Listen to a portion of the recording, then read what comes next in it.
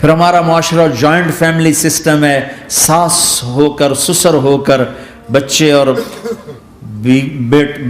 بچی کی زندگی میں اتنا داخل ہو جانا کہ ان کی زندگی کو برباد کر دینا، یہ میرے پورے معاشرے کا ایک سلگتا ہوا، ایک جلتا ہوا، ایک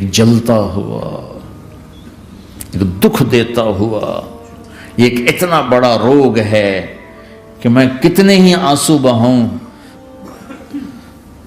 تو میں اس غم کا حق نہیں ادا کر سکتا جو ہر گھر میں لڑائی ہے۔ ساس سسر بہو پر بیٹے سے بھی زیادہ حق جتانا چاہتے، ایسے ظلم ہیں۔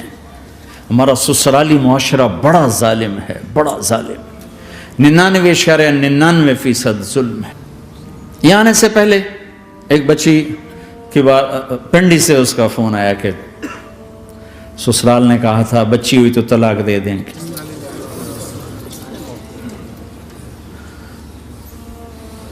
بچی ہو گئی، میں نے ہاتھ جوڑے، پاؤں پکڑے، میرا کیا قصور ہے، اللہ کی تقدیر ہے، طلاق دے دی، نکال دیا گھر سے۔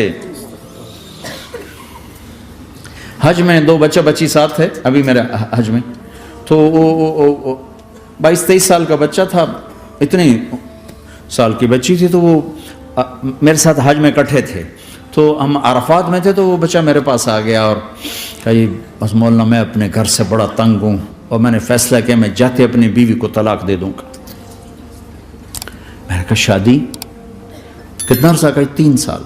میں نے کہا بیٹا ایسا نہ کرو، میں جب حج سے ہم واپس جائیں گے نا عزیزیہ میں، تو تم دونوں میاں بیوی میرے پاس آنا۔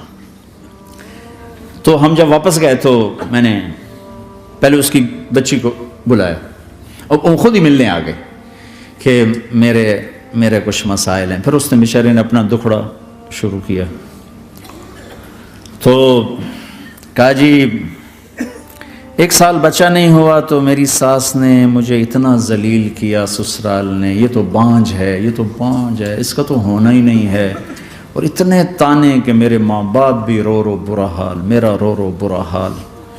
پھر آخر یہ ہوا کہ چلو میڈیکلی دیکھا جائے، ٹیسٹ کیا گیا تو فالٹ بچے میں نکلا، میں تو کلیئر تھی، تو پھر میری ساس کی ٹیپ بدل گئی۔ تو تقدیر ہے، تقدیر میں لکھا تھا ایسے ہی، تقدیر ہے، اب تقدیر آ گئی، اللہ کی رضا پہ پہلے اس کو ذلیل کیا ہوا تھا، اور جب بیٹے میں فالٹ نکلا تو اب یہ تو تقدیر ہے، تو اللہ کی رضا پہ راضی ہو جائے۔ یہ چھوٹے مسائل۔ جب میں نے تھوڑی سی ان سے سٹنگ کی تو ابھی میں اس سے فون سے ان ٹچ ہوں کہ کہیں یہ پھر بے وقوفی نہ کر بیٹھ۔ کہا مولانا ہمارا گھر سکھی ہو گیا پر ماں باپ دونوں ناراض ہو گئے۔ میں نے ان کی ناراضگی کی فکر نہ کر، انہیں راضی کرنا تیرے ذمے، تیری بیوی کے ذمے نہیں ہے، تو اپنا حسن سلوک باقی رکھ۔ اس حد تک یہ ہمارے گھروں میں جو نہ جاننے کی وجہ سے اگر تم اپنی لائن میں رہو تو کوئی فساد ہی نہیں، جب تم اپنا بیریئر کراس کرتے ہو پھر فساد شروع ہو جاتا۔ تو بھائیو اپنے نبی کی زندگی سیکھو، ایک سارا کام، چھوٹا سا کام، زبان، غیبت چھوڑ دو، جھوٹ چھوڑ دو، گالی چھوڑ دو، تانا چھوڑ دو، طنز چھوڑ دو، برا بھلا کہنا چھوڑ دو، بلکہ حوصلہ افزائی کرو، تعریف کرو۔ ہمارے پڑوسی ذمہ دار ہیں، ان پڑھ ہیں بڑے ذمہ دار، تعلیم اتنی نہیں ہے، تو ان کے ایک بچے کا میں نکاح پڑھانے گیا تو ان کے والد بیٹھے تھے نکاح سے پہلے، ایسے ہی تو مجھ سے کہنے لگے مولانا صاحب میری بیوی نے مجھ سے کہا کہ دیکھو ہم دونوں عمر گزار چکے ہیں، تو ایسا کرو اپنے بیٹے کا گھر الگ بناؤ اور اس کی بیگم کو وہاں لے کر آؤ، اگر یہاں لے کر آؤ گے تو ہم دونوں کہیں ان کی زندگی خراب نہ کر بیٹھیں اور ان کی زندگی میں دخل دے کر کہیں ان کی زندگی کو تنگ نہ کر دیں۔ میرے بیٹے کا الگ گھر بنا، وہاں اس کی بیگم لوگ کے لیے لے کر آ تاکہ ہم ان کی زندگی میں داخل نہ ہو سکے۔ میں حیران ہو کر ان کو دیکھ رہا کہ ان پڑھ باپ، ان پڑھ ماں، اور اتنی اعلیٰ درجے کی بات۔ اب ہر آدمی میں یہ سکت نہیں کہ اپنے بیٹے کے لیے الگ گھر بنائے، یہ تو ہمت ہے کہ ان میں دخل دینا چھوڑ دو، کہ خاوند سے زیادہ خاوند کے ماں باپ اس کی بیوی پہ حق جتا رہے ہوں۔ یہ میرے نبی کی معاشرت نہیں ہے، میں دکھ سے کہہ رہا ہوں۔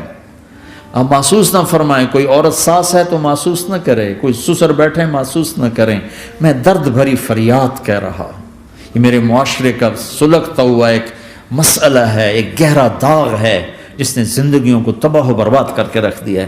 کہیں اس کا الٹ بھی ہوتا ہے کہ آنے والی لڑکی ایسی بدتمیزی کرتی ہے کہ اس کے خاوند کے ماں باپ کو بے عزت کر کے رکھ دیتی، رشتہ داروں سے توڑ کے رکھ دیتی ہے۔ یہ کیسز بھی ہیں لیکن یہ تھوڑے ہیں، یہ دوسرے والے زیادہ ہیں۔ میں اپنے نبی کی معاشرت بتانا چاہتا ہوں کہ میرے نبی کی زندگی میں محبت کے سوا کچھ نہ